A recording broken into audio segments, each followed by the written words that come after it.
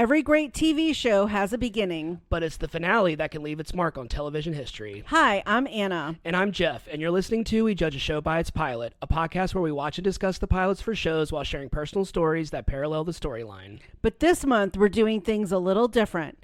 For the month of December, we're judging the series finales of some of our favorite shows that we've done on the pod. And since we're covering series finales, we'll be delving much more into the series as a whole, so we must warn you, there are spoilers ahead.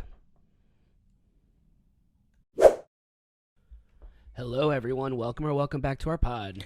Hello, welcome. How's it going?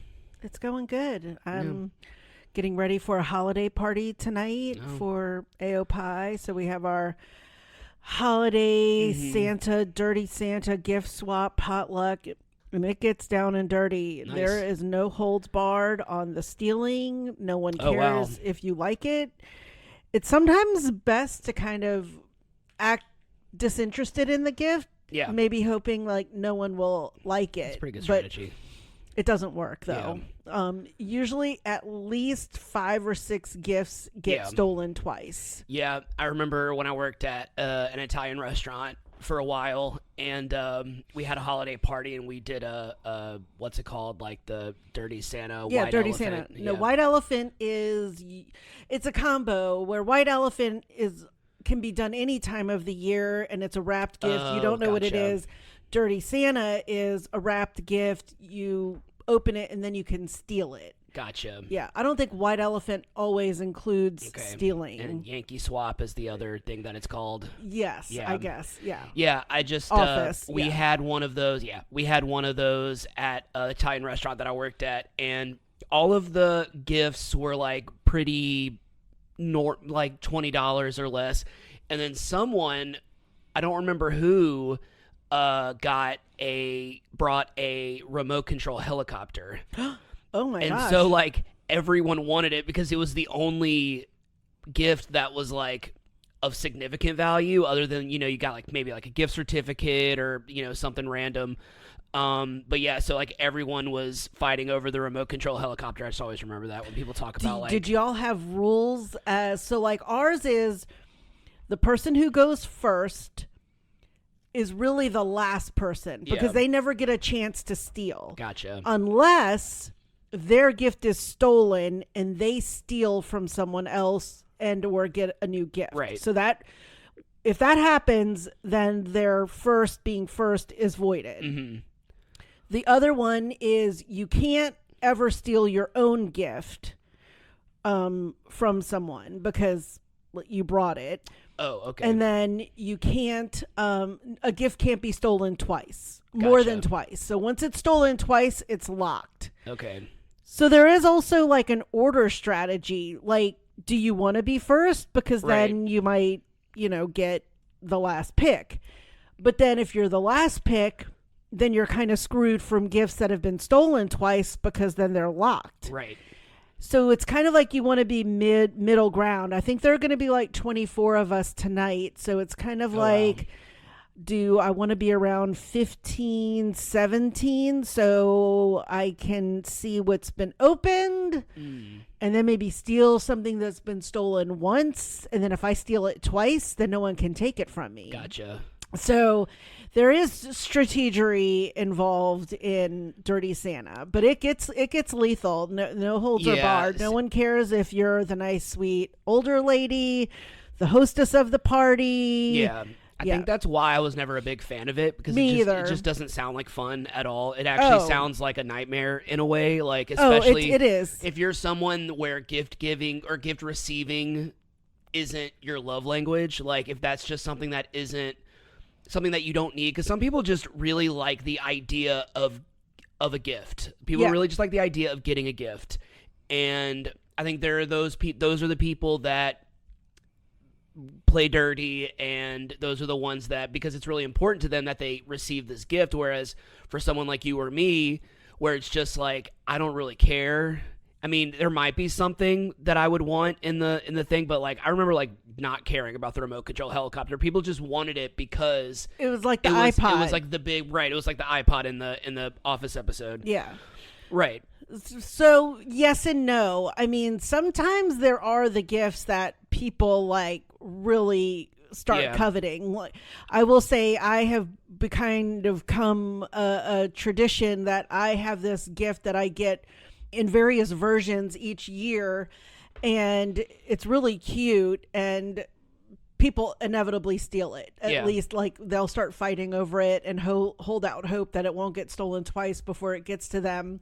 And I love that. I love that I bring a gift that people tend to like. Mm-hmm. Now, I will say that we've had a few issues in years past, not recent years, that I think people thought it was very much more white elephant and would bring like an umbrella from like the dollar store or like a candle from Walmart. And those are nice utilitarian things. I love a candle. We need umbrellas in life.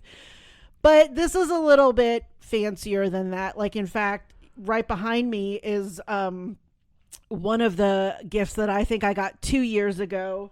It's this casserole dish. Oh, okay. And you know that I love this brand. Yeah.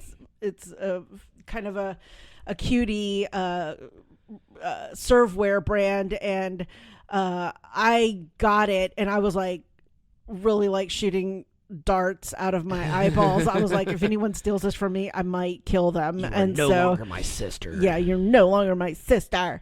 But it didn't get stolen. I got to keep it. But so people, we go from about 30 to 35. Some people get a little splurgy, which is amazing. Yeah. But we did have to put some parameters, like nothing that smells, no lotions, no candles, no body sprays, because people do have sensitivity to stuff. And then we also... People are also like particular about their smells and their scents. Because I'm like that. So, people with allergies and things. And then we did also say that your gift should resemble something that looks like you spent $30 to $35 on it. Now, that being said, if you can maneuver something that doesn't cost you $35, but maybe you got it on clearance and you combine it with a few things, like mine, I think is really cute. I have like kind of this winter cape. I have a cowboy hat and sunglasses, all from Cato. Okay. And I got them all on clearance. And so if you actually looked at the retail price of them, it was probably well over $50, but I likely spent around $30 once they were all on clearance. So yeah, I think with stuff like that, once you kind of start talking about like price ranges and money, and then also every time I've played those types of like gift games, at least 3 or 4 people don't understand the rules. Correct. And you are constantly having to explain the rule. I think that's like my main, I think that's actually why I don't like it. Correct. Now that I'm really thinking about it, because it is like every single time you are explaining the rules the entire time. Yes, and I will say, like, the time that you told me about the George's one that y'all did several years ago, maybe the year I met you, where all the guys got stupid stuff and all the girls got really nice things to exchange, and they were kind of upset that the guys didn't take it seriously. Andy got a George's gift card for like a really random, like $11.43. It was like a random amount of money for a George's gift card. Where y'all work. Whereas I think one of the girls brought like a Millennium Falcon. It was like a model something. Like a Lego or something? Yeah, because I remember texting you. I think I remember texting you maybe where I was telling you about it. Right. And I was just like, someone brought like a really, I think it was like maybe Sarah or Hannah brought like a really nice gift that like everybody, that all the guys were fighting over. Yeah. And then all the girls, yeah, you're right. And then all the girls were stuck with like George's gift cards and like a dartboard or something, you know, it was like something that they probably found like in their house. And did y'all do it that y'all knew who you were exchanging with, or no? Was it see, dirty? that was my last experience with like a Dirty Santa type game where you are sitting there just explaining the rules the whole time. No one understood the rules. We were all very intoxicated by that point. Not all of us. A lot of us were very intoxicated by that point. And yeah, I just remember being like, I would never suggest this gift giving game. And it's hard when at anything that we host. And it's hard when you're working with, like, say, coworkers like that versus like mine is a social group. Right.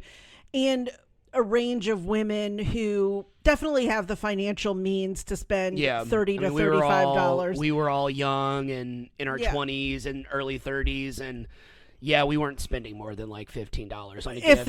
If that. Yeah. And well, like your Cane's one was hilarious. That the guy who got you the like 40 pies. So I saw there was a post where someone was like had like a whole like trunk full of those pies, and I was just like, oh my god. Yeah. So my first year at Cane's for the holiday party, we had Secret Santa, which I love Secret Santa. If we're doing Secret Santa, I love Secret Santa because I love the idea of getting someone like a specific gift for them. Like they might have a short list and you can pick from it. I don't like the idea of like, I'm just going to get a random thing for this gift game because like that's just so hard to narrow down for me. It's like, oh, I'm just going to go to Walmart and just find something. But when you get specifically someone, I think that makes it better because you get to really think about something to get for them specifically, especially if you like know them or whatever.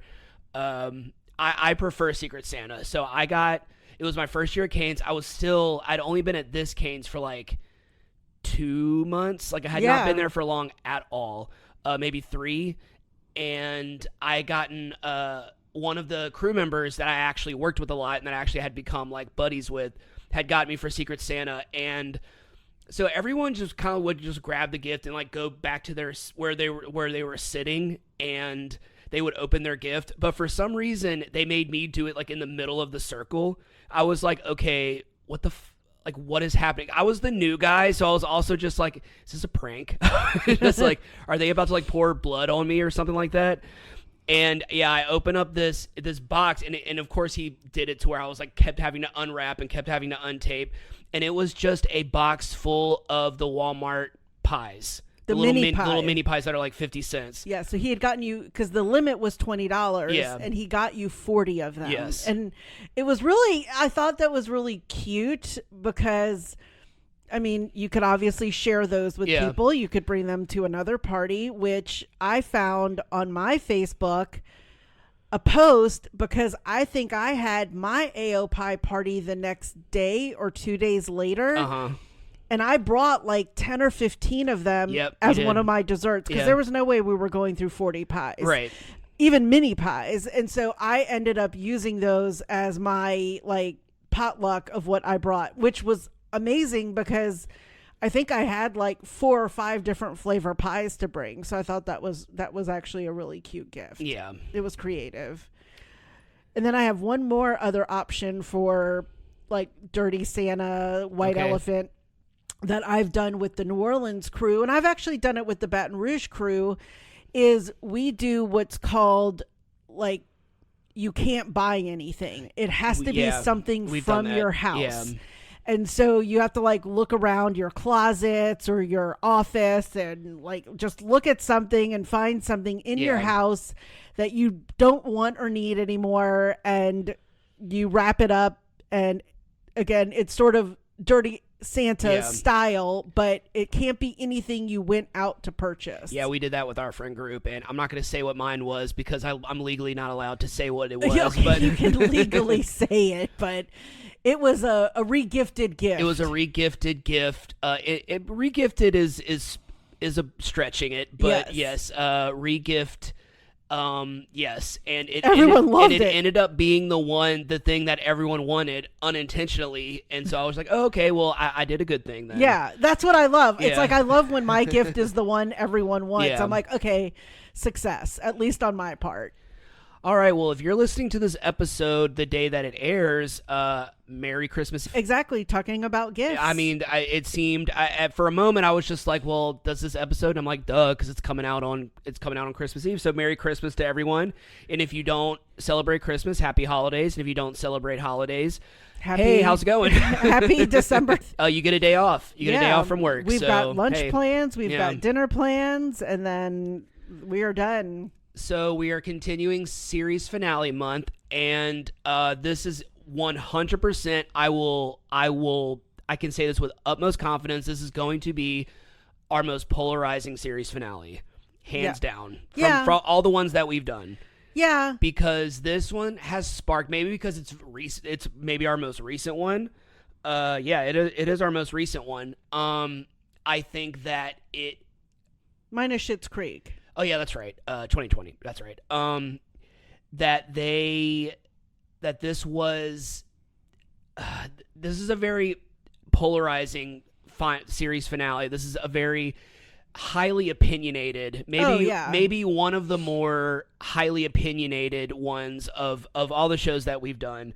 I know maybe Sex and the City and Gilmore Girls, like maybe those had controversial series finales, but I think this one really kind of takes the cake. This one happened during the hotbed of social media. Oh, yeah. I mean, Sex and the City was over with by the time, Facebook sort of was around. I mean, in the sense of series finale, Gilmore Girls was maybe on the very cusp of the start of social media. Of course, Wonder Years, Family Matters, Boy Meets World, MASH were not part of social media. Mad Men was, but... But in the sense of like discussion of a series finale, this was one of the big ones. Yeah, for sure. And it seemed silly not to do this one. So we are talking about Game of Thrones. We're 15 minutes in. I haven't even said the name of the show yet. We are doing Game of Thrones series finale, The Iron Throne. So we're going to have a lot to talk about. So let's just go ahead and get through the series and episode information. All right. Game of Thrones, The Iron Throne. Just to recap, Game of Thrones was a fantasy drama series that aired on HBO from 2011 to 2019 for 8 seasons with a total of 73 episodes. The series is based on the Song of Fire and Ice book series written by George R.R. Martin. The series finale was written and directed by series creators David Benioff and D.B. Weiss. Unlike past seasons, the final season consisted of mostly of original material, but also incorporated material given to them by Martin from the upcoming novels in the series The Winds of Winter and The Dream of Spring. Yeah, release date TBD still. Really, exactly. Yeah. So the series creators decided to end the show after 8 seasons because they felt it was a natural stopping point for the narrative that they wanted to tell. They also ran out of source material and didn't want to derail the series too much because, again, we're seeing like a lot of shows like have gaps of years. Yeah. I mean, if we were still waiting, we'd still be waiting for these books. Exactly. The final season of Game of Thrones might possibly be the most polarizing final season of any show, even though Game of Thrones is currently ranked number 13 on IMDb's top 250.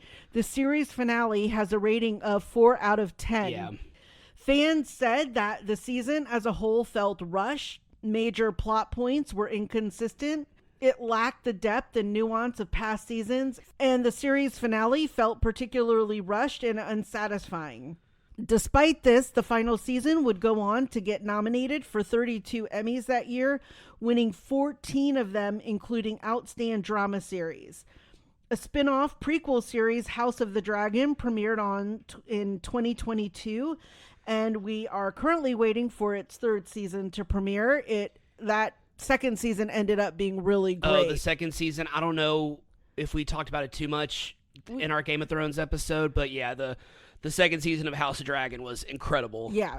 You can currently watch the entire series on Max. So I think you and we've talked about this non-recording. You and I have pretty different opinions on the final season. We both you watched the series when it first started. I didn't really start watching until one of the last seasons. Watched all of it in, I think, 2017. So maybe it was like the second or third to last season. And yeah, so we both watched the series finale together, and it was a big deal. People had pools on before the season started. People had pools where they had all the characters that were gonna die, and who was gonna become the next like king or queen, who was gonna kill the Night King. It was all of these like bets on who was gonna do what. So what was your opinion on the final season of Game of Thrones?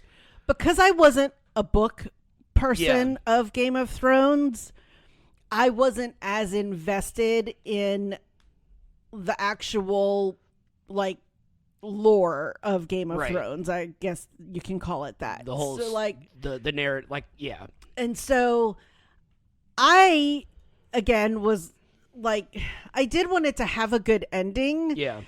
And at the time I felt like it was fine. I mean, it had to end, or like I said, we'd still be waiting for it because he hasn't finished the books. And so I felt it was fine because I feel like all the endings, all the character endings were satisfying for the most part. Yeah. Yeah. I felt like it was all okay.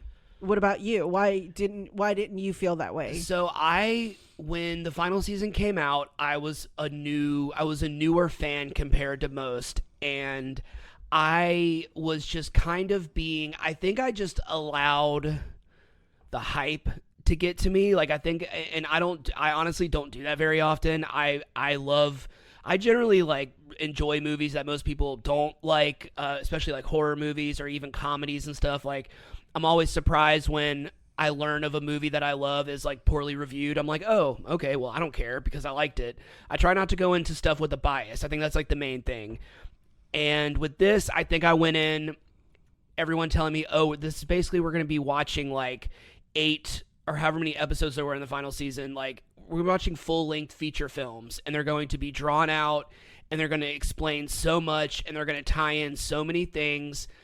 And then I remember watching like the first episode of the final season and just being like, okay, this is okay. And then it was like kind of the second episode, I'm just like waiting for something to happen. And then the third episode came, and that was the Battle of Winterfell, the Long Night.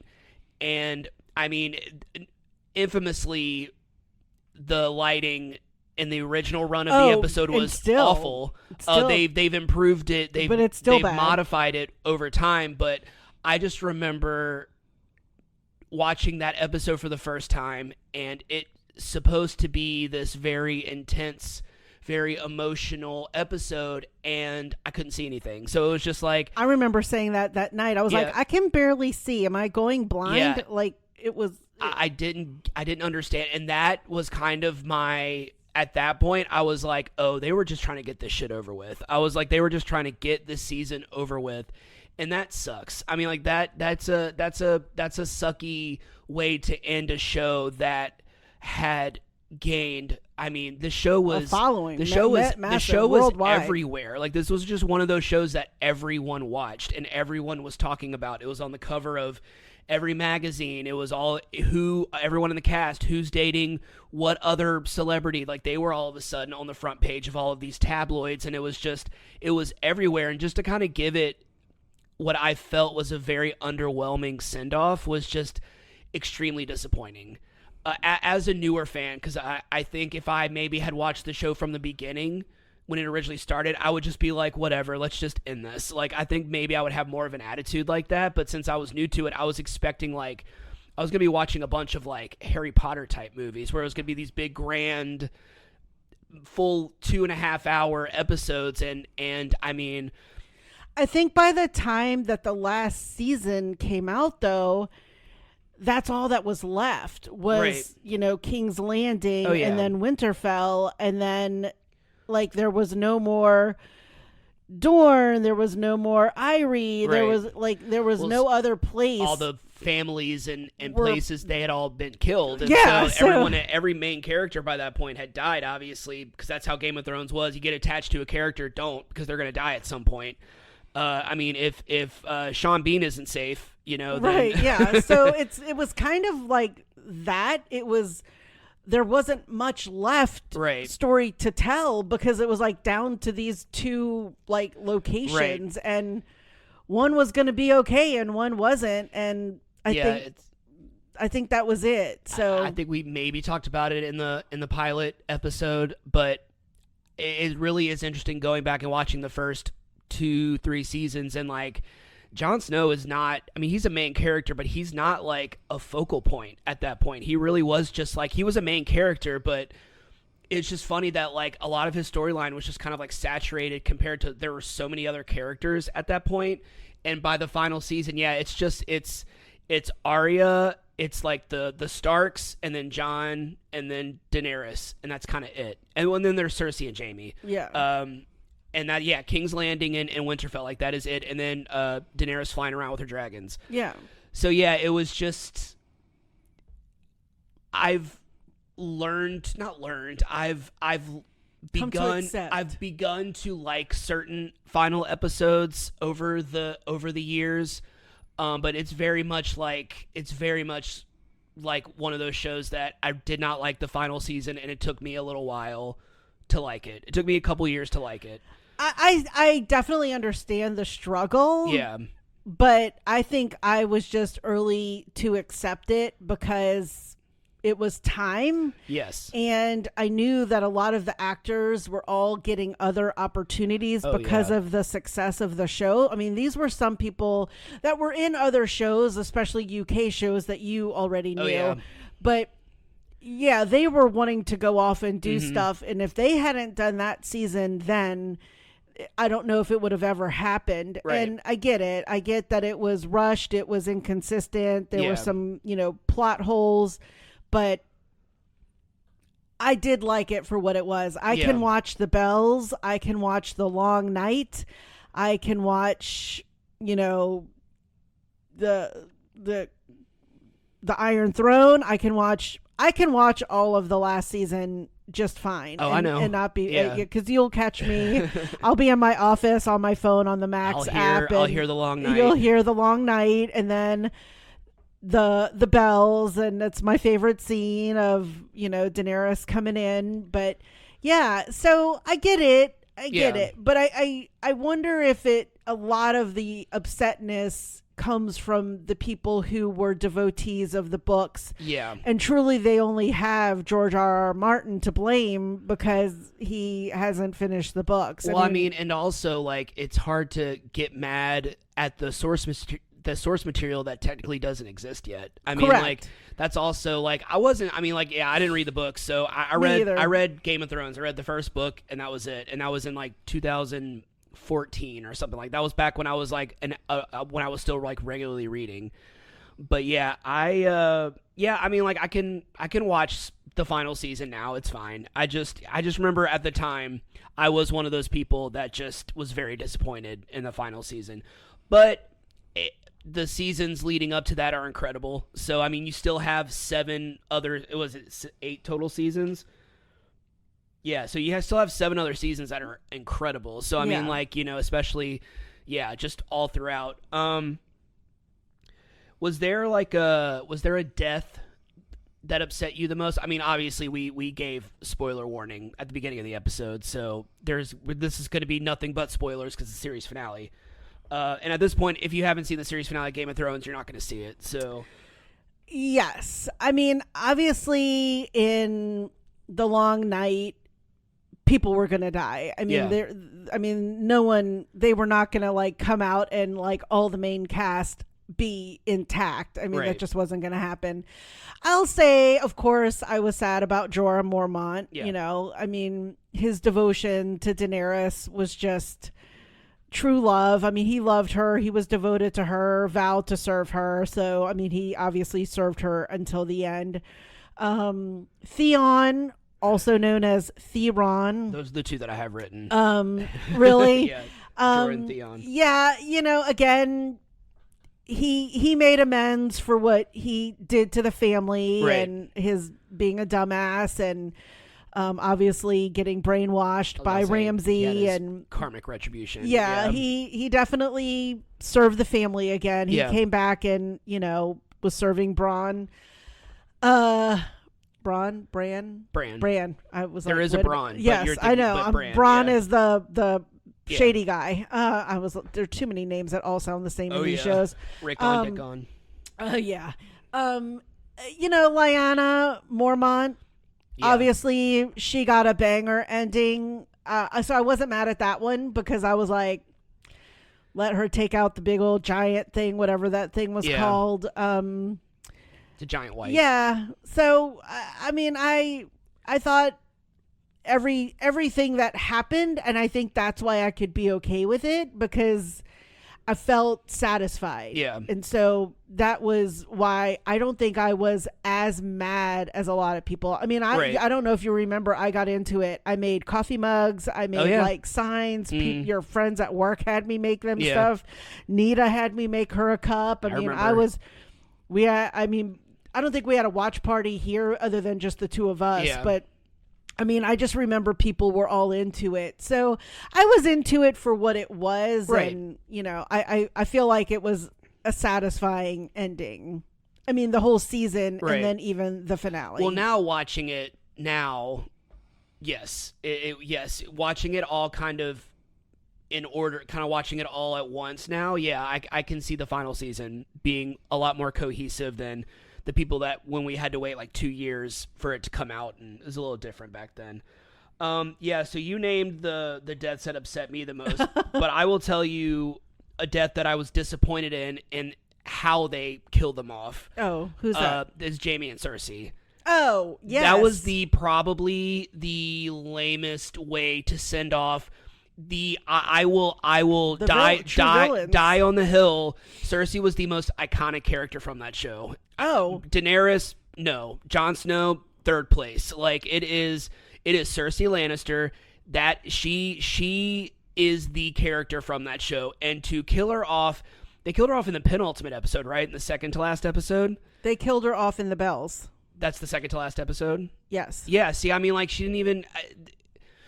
It just I think that's why I don't like that episode. I think that's why I don't like the Bells. Maybe I need to rewatch it. And the Hound with his brother, you know. I felt like that visually was amazing. That episode was fucking awesome. Like that episode's amazing. I mean, every technical Emmy that they won or were nominated for, beyond well deserved. I mean, like everything about that show is just so beautiful to watch. But substance wise, I was not a fan of how they killed off those characters in that episode. I will actually agree with you on that, because I think what I love about the Bells is the actual like destruction. Oh yeah, I mean, it's beautiful to watch. Yeah, I just love Daenerys coming in and going ham and just going crazy, going mad. Going mad. But also just getting, I can't think of his name. I should have looked it up. You know, the Greyjoy, the uncle. Euron. Have it written down. I just love how she just nailed him. You know, he thought he was all ready for her. But that was a good death. That was a well, of course, if it's someone that you don't like, of course you're gonna be fine. No, with I just love that she outwitted him. Oh, but, yes, with Jaime and Cersei, I totally agree. Like I felt like she didn't deserve to be just crushed in the rubble. Like that seemed lame for her. Like I don't know what I wanted, like her to be killed by dragonfire. I don't know what it would have taken to have Cersei's death be amazing, but it certainly wasn't how she died. Like it seemed lame that she just got stuck in the castle, like in the Red Keep. I was just like, that's it. Yeah. Because they were all trying to get her out, and that's where I know she refused to go initially, but they were trying to get out until the Hound came to meet the Mountain, Sir Gregor. Yes. And they fought. But yeah, I totally agree with that she deserved better. At least she did, for sure. Right. Yeah, well, the way Jaime died was the way Jaime was going to die. It was protecting her. It was going to be protecting her, but I would have liked to have seen a version where Jaime dies and Cersei lives. I would have liked to have seen a version of that. I know she had to die because she was like the villain, but she was the one standing like in the way. But I honestly would have loved to have seen Arya have more of a hand in it. That was the other thing. That I was confused about. I mean, because I was like, the Arya's whole arc was to seek revenge on the Lannisters. And as much as she had a lot of other great revenge scenes and other great revenge storylines with the Freys and then with Littlefinger, I mean that scene's one of my favorite scenes of all. Oh yeah, Game of Thrones when they kill Lord Baelish. But I just, that whole thing was just kind of, maybe that's part of the inconsistency that people didn't like. But I felt like that whole thing was just completely scrapped, and I'm like, I thought she was gonna kill all of them. I thought that was the whole point of her training. At least Cersei. I mean, that she was top of the list because she was the one who tricked Sansa. She's the one who had Joffrey kill, Sean Bean, Ned, Eddard Stark, Ned. Yeah. I felt like that was maybe the main potential of like a letdown. Yeah. I mean, Arya obviously had a big hand in everything that happened in season 8. Right. But that one, I felt like it was kind of, and I know it was probably intentional to romanticize Jaime and Cersei, which is deranged in and of itself, but it was a letdown in the sense of what Arya's mission was from when she left in season 1. She had her list. She was checking it twice, and definitely who was on the naughty list of Arya's. Right. So yeah, I will agree to that. And then sure. I would say Cersei's death is the number 1 most disappointing, but the number 2 most disappointing death was Daenerys's. That was the way they killed her off. I was just like, really? I was like, that's it. Just like, that's it. Like, and it's over. It's like, that's it. Like, yeah, they needed like 2 more episodes of the final season. They needed to stretch it out just a little bit. It was just so like. Now I'm starting to hate it again. I think like it seemed lame in the sense of it was all of a sudden Tyrion just saying like one thing and going like she's going to essentially be a dictator. Like it's just we're just recycling like she's doing the same thing that everyone has done in the past. Everyone's done in the past, right? So yeah, I definitely can kind of agree to that one too. That was very lame. Although I did like when Drogon like came and got her and took her away. Yeah. It was very cute. It was very sweet. Thank you. All right.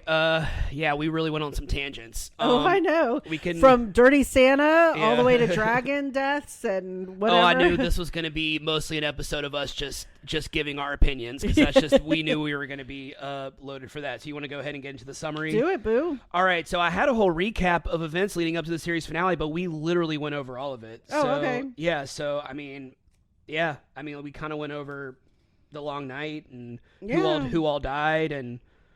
Yeah. Sorry for spoilers, but I mean, you still need to watch because it's at the beginning of the episode. I mean, lucky for you, I don't have a really big summary for this. I will just insult the series finale one last time, and I will say 80 minutes. Not a lot happens. Right. Like when I was just verbally telling you, I was like, okay, this happened, then this happened, and then this happened. Yeah. And how did we have 80 minutes out of that? Yeah. It was because very bizarre. Everything that I was thinking about the finale happened in the Bells. Like I was like, I always think that the Bells is the finale. Right. And then I'm always just like, oh wait, there was a whole other 80-minute thing. So, and then we also have between the long night and the Bells is the episode when they confront Cersei when Missandei. Oh yeah. Okay. I need to and all that happened. Yeah. So there's like that one in between, but again, it's like a lot of nothingness. So I see why people are upset. It's setting things up for the Bells, but again, yeah. All right. Game of Thrones, Iron Throne, finale summary. Okay, so this is post the Bells, so King's Landing is completely destroyed. Everyone's dead. Jon Snow, and Davos survey the destruction that Daenerys brought on King's Landing. Tyrion finds the crushed corpses of Cersei and Jaime in the ruins of the Red Keep. That's their appearance in the series finale, y'all. That's it. That's all Cersei gets. Being the greatest villain in TV history. Anyway. Grey Worm and his men execute Lannister soldiers. Jon attempts to intervene, but Grey Worm insists he is acting on Daenerys' orders. Daenerys declares to the Unsullied and Dothraki that they liberated the people of King's Landing, and she will soon liberate the entire world. Tyrion publicly resigns as Daenerys' hand in protest, and she has him arrested for treason. Jon visits Tyrion in captivity, who tells Jon that despite the love they both have for Daenerys, it is Jon's duty to kill her for being the people's greatest threat. Tyrion also warns Jon that Arya and Sansa will not bend the knee to Daenerys, putting all of House of Stark in danger, which is true. Great point, Tyrion. Jon confronts Daenerys in the destroyed throne room. Daenerys blames Cersei for the deaths of the civilians and refuses to forgive Tyrion or the Lannister prisoners, arguing that their executions and a continued liberation campaign are necessary to establish her vision of a good world. Unable to dissuade Daenerys, a conflicted Jon fatally stabs her as they kiss. Once again, that's it. Dead. She's gone. One of the other greatest female characters in TV history just killed off. Sorry. I'm getting too upset. He's getting all in a tizzy. Okay. Unable to dissuade Daenerys, a conflicted Jon fatally stabs her as they kiss. As Jon grieves, Drogon arrives and discovers that Daenerys has been murdered. An anguished Drogon ultimately melts the Iron Throne before carrying her body away to the east. Okay, that part was pretty cool. It was so cute. Weeks later, the lords and ladies of the Seven Kingdoms convene at the Dragon Pit to discuss the fates of Tyrion and Jon, still imprisoned by the Unsullied. Tyrion suggests that future monarchs be chosen by a council of lords and ladies instead of inheriting the crown. So Tyrion is introducing democracy into Westeros. Yes. The council agrees and elects Bran as the new king of the Seven Kingdoms, which I'm going to go ahead and say, when we did our little game that we did at George's, where we had a list of all the characters and we said who's going to die, who's going to live, and we had the bonus questions. I was the only one that got who's going to be the king. Aww. Bran. We all guessed that Arya was going to kill the Night King. That actually ended up not being a hard thing to predict. Gotcha. Sansa declares the North's independence from the Seven Kingdoms, which Bran accepts. Bran appoints Tyrion as his hand so that Tyrion can make amends for his various wrongs and sentences Jon to rejoin the Night's Watch for life to appease Grey Worm. Grey Worm and the Unsullied then depart with the Dothraki. That's a lot of THs. Yeah, for Missandei's homeland of Noth. A short time later, Tyrion convenes a new small council consisting of Bronn, Brienne, one of my favorite characters, love her so much. I love her. Davos and Sam, which Sam, another one of my favorites. Love Sam. He's with Gilly, who is Cassie from Skins, and I love Skins. All right. As they begin planning to rebuild King's Landing, Bran, attended by a newly knighted Podrick Payne, briefly meets with the council before departing whilst inquiring the whereabouts of Drogon. Brienne, in her duties as Lord Commander, completes Jaime's entry in the Book of Brothers, expanding his accomplishments. Sam works on completing a book begun by a previous Maester after the death of King Robert Baratheon. The book will document everything that has ever happened over the previous few years and is entitled A Song of Ice and Fire, which is the book series.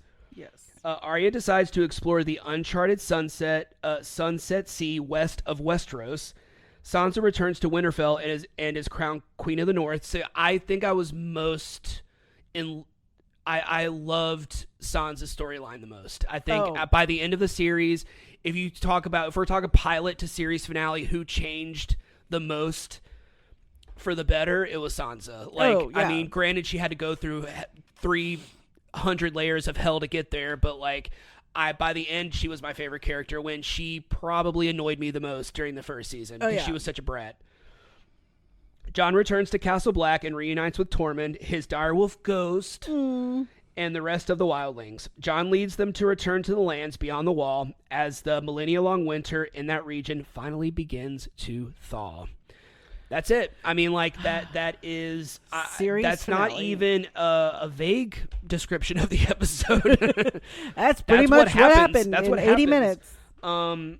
Yeah, so... It's I want to love it. It's I want to like it. It's I try to convince myself to like it. And then once I start talking about it, once I start reading the stuff, I just get mad again. Right. I feel like in the list of top series finales of all times, it's not going to ever be up there. Obviously, it has a 4 out of 10 on IMDb, and I think it's a very polarizing episode. And I think for the people that do like it or don't mind it, like people like me, again, it's probably not one that I'm going to list in my favorite episodes of series endings of all time. I'm going to say that it was okay, but I think I'm saying it's okay because of the entirety of that season. Yes. And I was okay with all of that. Well, and also taking into account, I think it's also, and I will kind of like play devil's advocate against myself, that it's for me, it's always better to kind of think of the series as a whole rather than just one specific season, particularly the final season, which there's a 50% chance that you're not going to be happy with the way your favorite show ends. I mean, there's a more than a good chance. There have been so many shows that have just ended abruptly or ended in a way that wasn't appreciated. How I Met Your Mother was one of them. I know I talked about that before. And, Gilmore Girls was one of them. That was a really polarizing, opinionated one. Same with Sex and the City.